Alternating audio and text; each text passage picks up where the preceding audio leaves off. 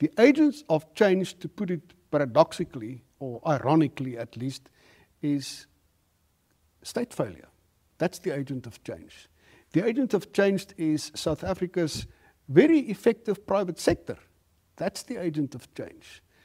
The civic societies, economic societies, and so on and so forth, of which you have a lot in South Africa, which are very effective and very energetic, very forceful, but who should actually be more so, they are also agents of change, agents of constitutional change, resulting in coming to the conclusion that whenever you deal with a constitution and the coming into existence and the change of a constitution, you think of writing.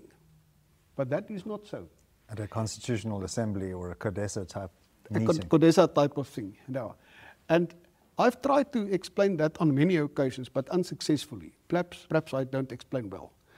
But that's not, in many occasions, how constitutions come about, are constituted, and change. A constitution is not written in the first place. It's built. It's broken down and built through action. I don't know if it was Hayek or if it was Michael Oakeshott who said, human history is a question of human action, not human design.